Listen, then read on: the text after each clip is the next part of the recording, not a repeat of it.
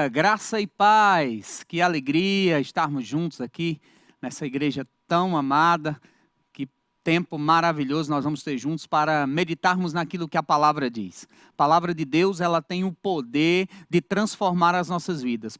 Portanto, nesse momento, eu quero que você abra seu coração para essa palavra poderosa, essa palavra maravilhosa, essa palavra que quando derramada dentro de você, que quando chega para você como revelação, entendimento, quando ela cai no seu espírito, o poder de Deus vai ser liberado.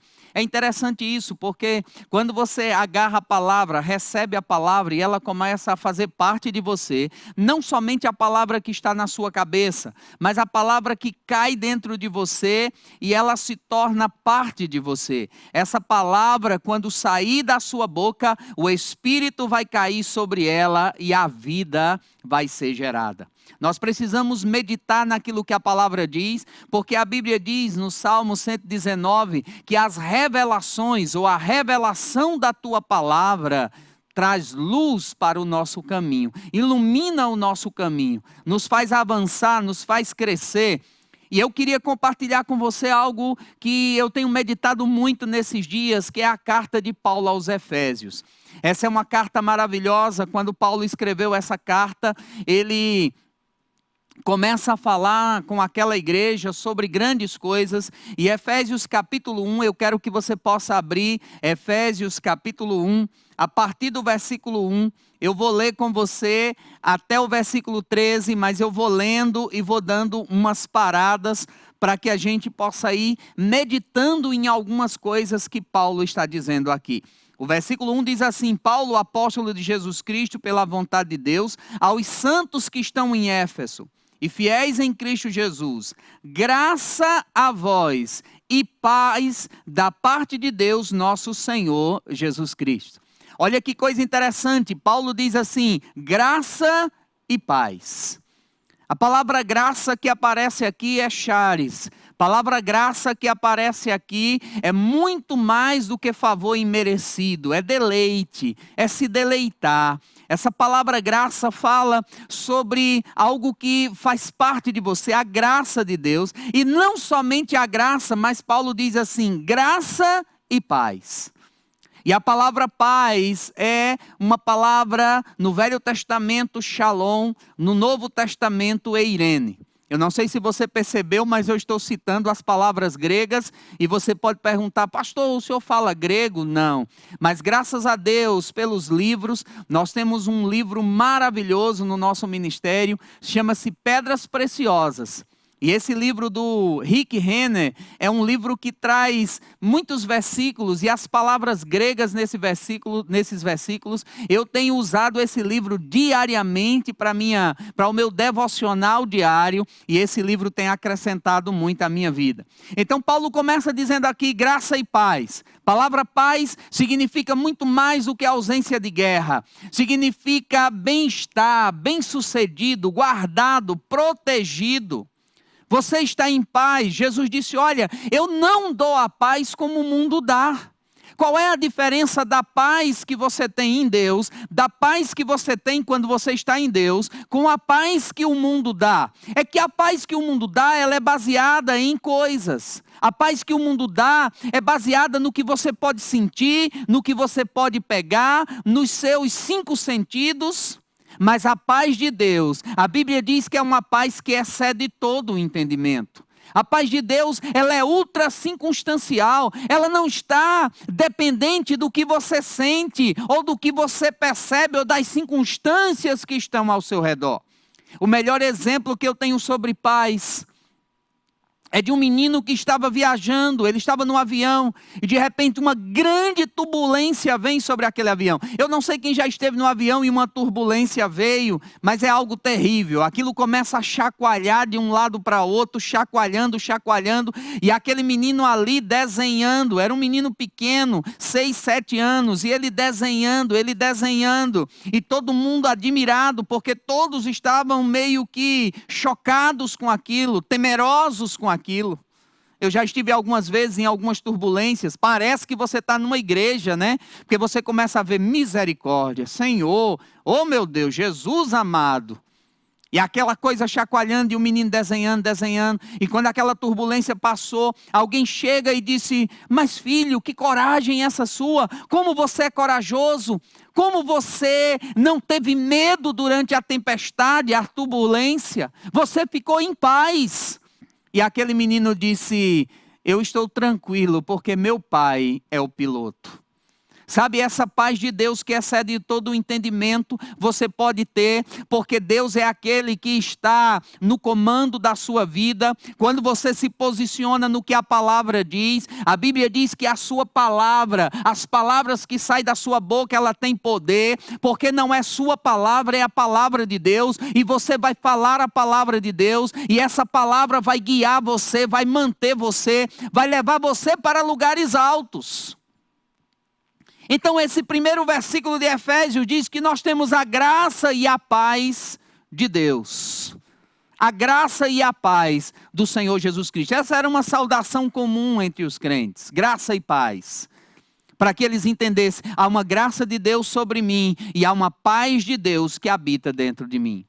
No versículo 3, o apóstolo Paulo diz assim: bendito Deus e Pai do nosso Senhor Jesus Cristo, o qual nos abençoou com todas as bênçãos espirituais nos lugares celestiais em Cristo Jesus. Se eu fosse dar um título a essa mensagem, eu diria: coisas que Deus já fez por nós e que você precisa tomar posse dela. Coisas que Deus já nos deu e que você só precisa tomar posse dela. Nós já vimos aqui, nós temos graça, nós temos paz. E agora no versículo 3 diz que nós fomos abençoados.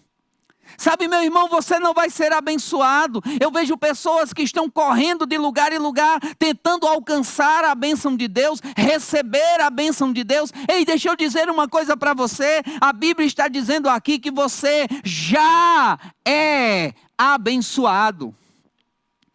A Bíblia diz em Gênesis capítulo 1, versículo 26.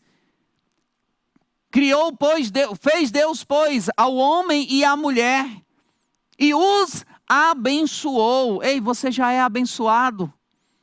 Agora a Bíblia diz que o pecado veio e o pecado quebrou essa comunhão, o pecado quebrou essa bênção, mas eu tenho boas notícias, boas novas. A Bíblia diz que Jesus Cristo veio e Ele reconectou você, Ele colocou você de volta, conectado com Deus, e a bênção do Senhor está sobre a sua vida, está sobre você.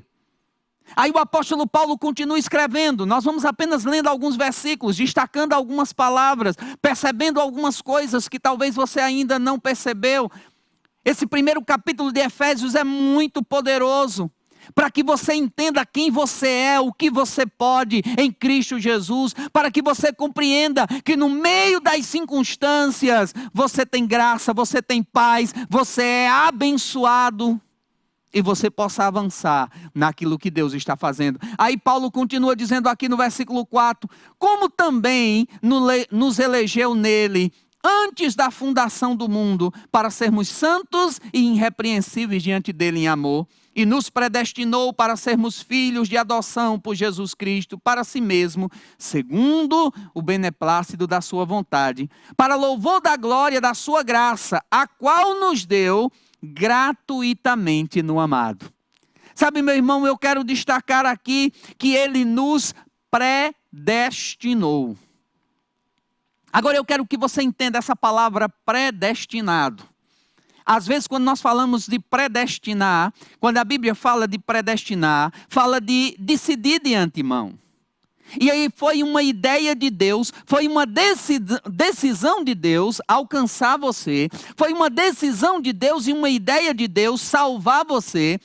Deus que tomou a iniciativa. A diferença de cristianismo para as religiões do mundo é que religião é o homem tentando alcançar Deus, é o homem tentando construir uma escada para chegar a Deus, mas cristianismo foi Deus que estendeu a mão e alcançou você. A Bíblia diz: a minha mão não está encolhida para que possa salvar. Deus deu o primeiro passo. Quando o homem pecou, lá em Gênesis capítulo 3, que o homem caiu, o homem pecou, a Bíblia diz que Deus veio, e o versículo 15 de Gênesis capítulo 3 diz que Deus disse: eu porei inimizade entre ti e a sua descendência, o seu descendente, falando com a serpente, falando com o diabo. Este, dizendo a Satanás, lhe ferirá o calcanhar e o seu descendente esmagará a sua cabeça. Deus estava fazendo uma promessa de redenção. Deus estava dizendo que Ele nos comprou, nos alcançou. Agora, muitas vezes as pessoas não entendem essa coisa do predestinado. Acham que Deus escolheu uns para ir para o céu, outros para ir para o inferno. Acham que pessoas já foram escolhidas de antemão. Agora, se nós perguntarmos a Deus quem vai para o céu e quem vai para o inferno, é claro que Deus sabe. Deus sabe todas as coisas. Mas isso não quer dizer que é Deus quem está escolhendo quem vai para o céu e vai para o inferno. Não é isso que a Bíblia ensina. A Bíblia diz, lá em João capítulo 1, a Bíblia diz: e todos quantos o escolheram, foi dado o direito de serem feitos filhos de Deus. Se você se rende para Deus, se você se chega para Deus, Ele se chegará a você. Sabe, meu irmão, a Bíblia nunca mostrou um Deus que faz acepção de pessoas. Eu já li os evangelhos várias vezes. Você nunca vê alguém chegando para Jesus e Jesus dizendo: eu não quero você. A Bíblia fala sobre Jesus elogiando duas pessoas. Lucas capítulo 8 fala sobre Jesus elogiando um centurião romano. Porque aquele homem chega para Jesus e diz assim: olha, minha filha está doente, meu servo está doente, e eu queria que você fosse à minha casa e o curasse. E Jesus disse: eu queria que você o curasse. E Jesus disse: eu vou até a sua casa. E ele disse: não precisa ir, dá uma palavra. E Jesus disse: esse homem, nem em Israel eu vi fé como desse homem. Ele disse: basta uma palavra, porque eu tenho homens, eu sou um homem sobre ordem e eu tenho pessoas que eu também dou ordens para ela. Basta uma palavra tua e o meu servo viverá. Depois tem a mulher Cirofelícia, aquela mulher que não era de Israel e que ela estava clamando, dizendo: Jesus, me ajuda, me socorre. E Jesus disse: não é lícito pegar o pão dos filhos e dar aos cachorrinhos. E ela disse: mas também os cachorrinhos comem da mesa do seu Senhor. E Jesus disse: mulher, grande é a tua fé, vai, tua filha está sarada, está curada. Sabe, Jesus nunca fez acepção de pessoas. Deus nunca fez acepção de pessoas. Em Atos capítulo 10 diz que Deus dá uma visão a um homem chamado Cornélio. Esse homem chamado Cornélio manda buscar Pedro. Mas Pedro ainda muito enraizado, entranhado com essa ideia de que Deus era só para os judeus. Ele resiste, mas Deus dá uma revelação para ele. Um lençol desce do céu. Um grande pano como um lençol desce do céu. E ele vê muitos animais, e Deus disse: mata e come. E Pedro disse: que é isso, Senhor? Jamais eu faria isso. Eu sou judeu, eu não comeria nada impuro ou imundo. E Deus disse: não diga que é impuro ou imundo aquilo que eu santifiquei. E Pedro entende o que Jesus estava querendo, o que Deus estava querendo tratar com ele. E Deus disse: 2 homens virá, não temas em ir com eles. Porque aquele homem que mandou chamar Pedro era gentil. Depois em Atos capítulo 11 nós vemos a igreja em Jerusalém chamando Pedro para se justificar. Porque foi à casa de um gentil e comeu com ele. Mas Deus foi quem o enviou, e ele conta como Deus enviou. E enquanto ele pregava, como o Espírito caiu sobre aquelas pessoas e eles foram batizados no Espírito Santo. Deus não faz acepção de pessoas. Deus não predestinou uns para ir para o céu, outros para ir para o inferno. Não, Deus quer que todos sejam salvos. 1 Timóteo capítulo 2, versículo 4 diz: o qual deseja que todos os homens sejam salvos e cheguem ao pleno conhecimento da verdade. Deus deseja que todos sejam salvos. Então, quando a Bíblia diz aqui que Ele nos predestinou, significa que, do ponto de vista de Deus, já está tudo feito. É só você embarcar, é só você pegar a passagem, ela está disponível. Agora, se nós continuarmos lendo, a Bíblia não só diz que Ele nos predestinou, mas o versículo 7 diz: em quem temos a redenção pelo seu sangue, a redenção dos nossos pecados, segundo as riquezas da sua graça, que ele fez abundar para conosco em toda sabedoria e prudência, fazendo-nos conhecer o mistério da sua vontade, segundo o beneplácito que nele propôs, para que na dispensação da plenitude dos tempos fazer convergir em Cristo todas as coisas, tanto as que estão nos céus, como aqui estão na terra. Agora eu quero pegar essa expressão aqui, temos a redenção. Nós fomos redimidos. E de que nós fomos redimidos? Quando você olha para o Velho Testamento, você vai ver que é comum no Velho Testamento falar sobre o remidor. Se você chegar lá em Números capítulo 25, você vai ver que Números capítulo 25 fala sobre isso. De como uma pessoa, ela poderia empobrecer, ela poderia perder todas as coisas, mas se ela tivesse um remidor, aquela pessoa poderia remir aquela pessoa. Pagar o preço para que aquela pessoa fosse novamente colocada no lugar que ela deveria estar. É interessante como a Bíblia diz. Desculpe, eu disse Números capítulo 25, é Levítico capítulo 25. Amém? Levítico capítulo 25. Eu quero ler com você, para você ver o que diz. Levítico capítulo 25. A Bíblia fala sobre o remidor. A Bíblia fala sobre o ano do jubileu e sobre um remidor, alguém que poderia vir e pagar o preço para resgatar a vida de outro. E nós vamos entender essa conexão entre isso que fala em Levítico capítulo 25 e o que Jesus fez pelas nossas vidas. A Bíblia diz assim, versículo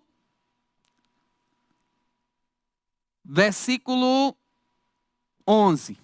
Esse ano quinquagésimos vos será jubileu.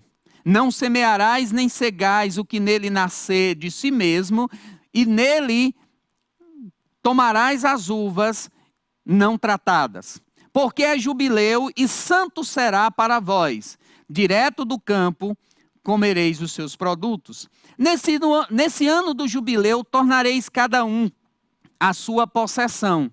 Se venderes alguma coisa ao teu próximo, ou se comprares alguma coisa da mão do teu próximo, não vos defraudeis uns aos outros. Conforme o número de anos desde o jubileu é que comprarás ao teu próximo, e conforme o número de anos das colheitas é que te venderás. Quanto mais forem os anos, mais aumentará o preço. Quanto menos forem os anos, mais abaixarás o preço, porque o número de colheitas é que te vende. Nenhum de vós oprimirá o seu próximo, mas temereis a Deus, porque eu sou o Senhor vosso Deus, que observa os meus estatutos e guardeis os meus preceitos e cumpris, assim habitareis seguros na terra.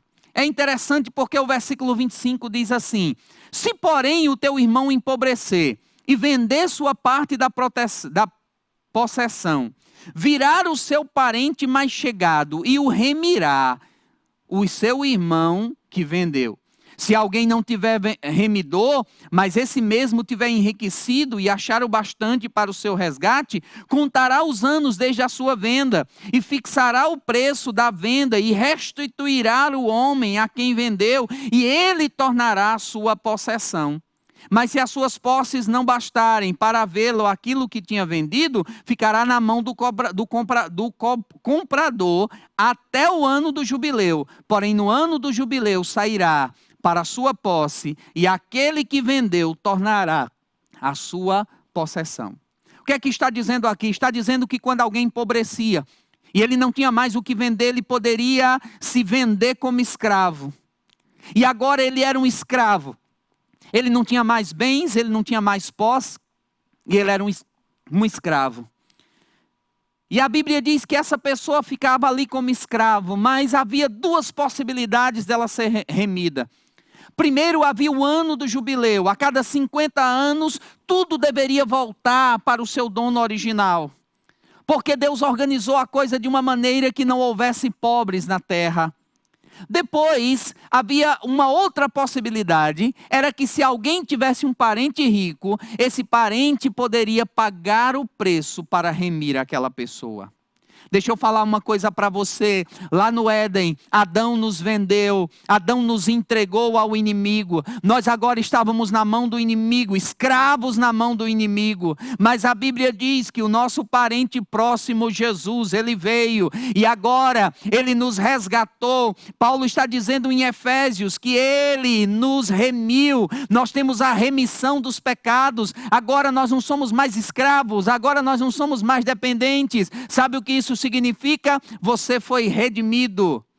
Você foi redimido de 3 coisas que a Bíblia fala. Primeiro, se você olhar lá, você vai ver que havia uma maldição sobre a nossa vida. Nós estávamos debaixo de uma maldição. Essa maldição tinha 3 partes. Primeiro, essa maldição dizia que nós estávamos pobres, empobrecidos. Depois essa maldição afetava a nossa saúde, doentes. Depois essa maldição afetava nosso destino eterno, morte eterna. Mas a Bíblia diz que Jesus veio, e lá em Efésios capítulo 1, diz que Ele nos remiu, o qual fomos remidos. E a Bíblia diz no versículo 7, que nós temos a redenção, nós fomos redimidos. Redimidos de quê? Nós fomos redimidos da miséria, nós fomos redimidos da enfermidade, nós fomos redimidos da morte eterna.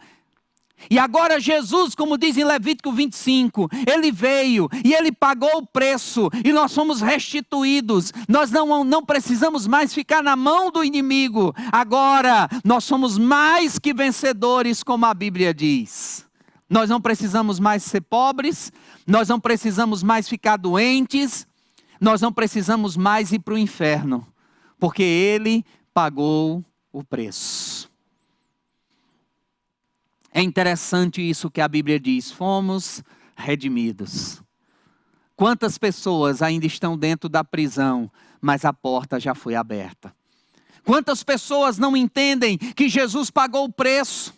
Quantas pessoas, às vezes, quando nós falamos isso, quer dizer que todos nós agora vamos ser milionários? Não, meu irmão, prosperidade não se refere somente àquilo que você tem, também se refere àquilo que você tem, mas prosperidade, ela fala sobre principalmente o que você é próspero.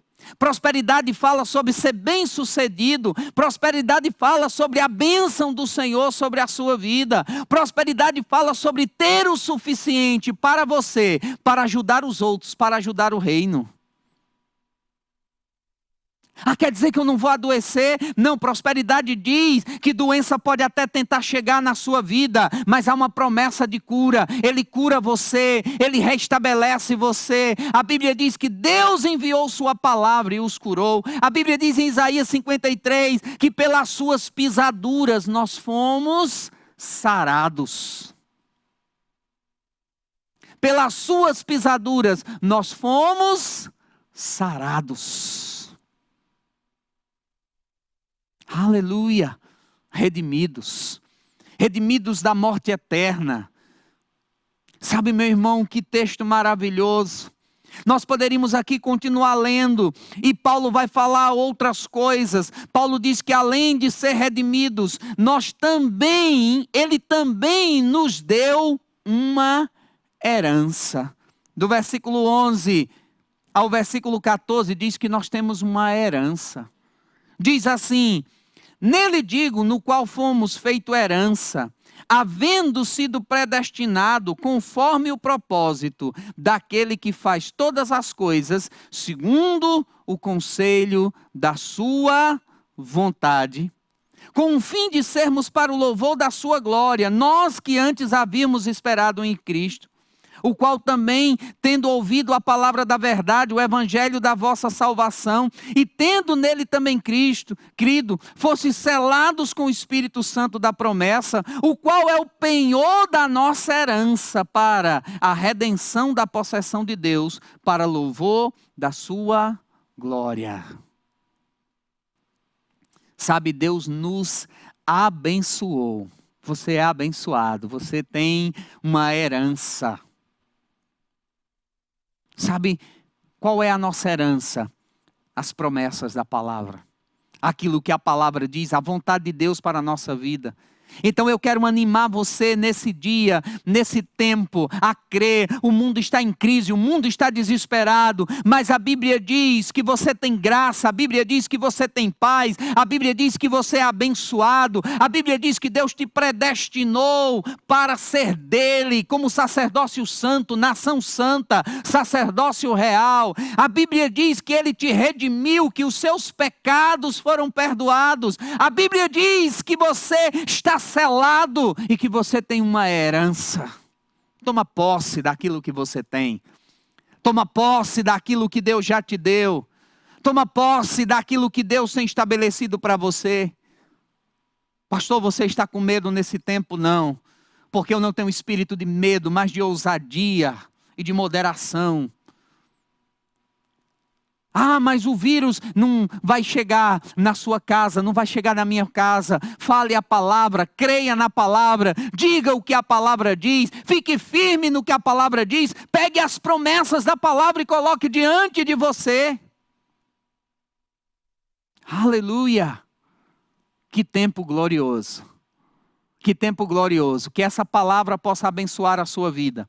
Possa cair dentro de você, não ficar na sua cabeça, mas cair no seu coração. Eu tenho graça, eu tenho paz, eu sou abençoado. Eu fui predestinado para estar com Ele. Eu fui selado pelo Senhor, eu tenho uma redenção, a remissão dos meus pecados. Eu fui perdoado, eu posso estar diante dEle. Eu posso chegar diante dEle sem medo, sem culpa. Eu tenho uma herança que Ele deixou para mim.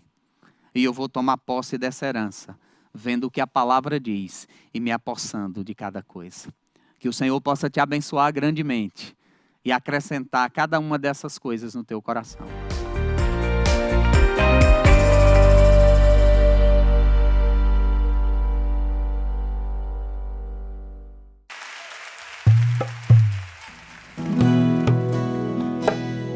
Tu és o mais formoso.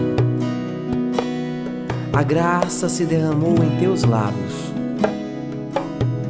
Por isso, Deus, o teu Deus te ungiu para sempre, com óleo de alegria. Jesus, Jesus.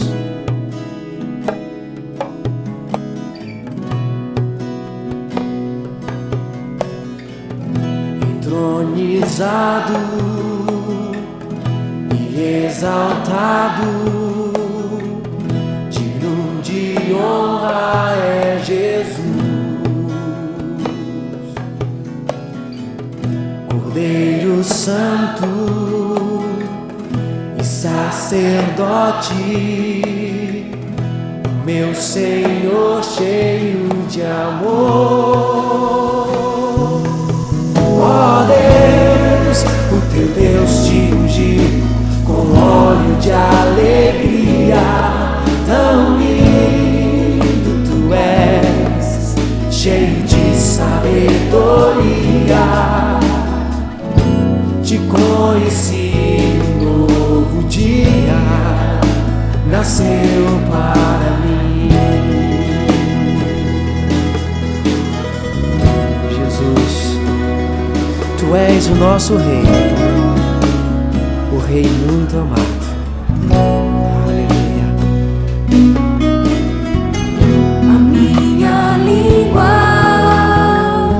é como a pena de habilidoso escritor. No meu coração há uma música de amor.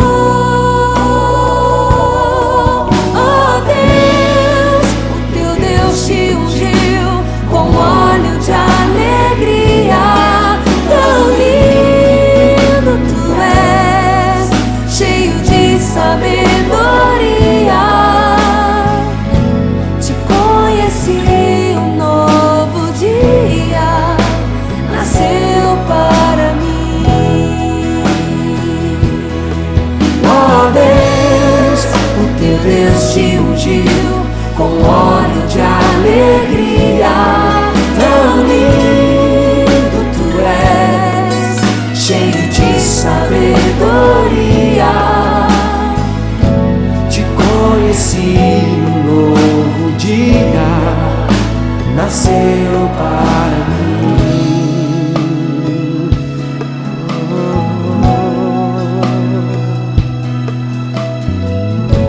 Te conheci, um novo dia nasceu para mim.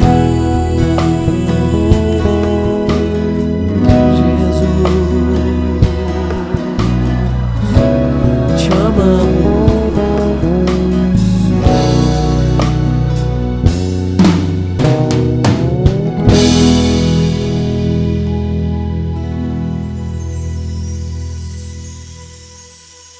Oh Deus, o teu Deus te ungiu com óleo de alegria.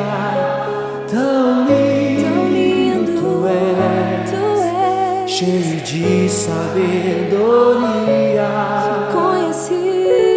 Te conheci, um novo dia nasceu para mim.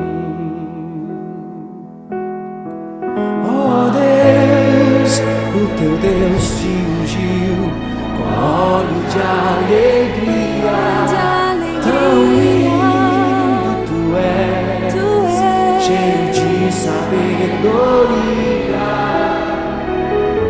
Te conheci, um novo dia nasceu para mim. Te conheci, um novo dia nasceu para mim. Jesus, aleluia, te adoramos, Rei. Aleluia, Jesus,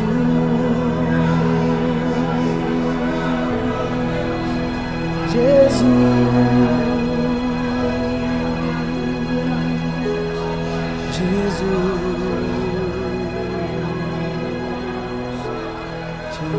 adoramos, te adoramos, te adoramos.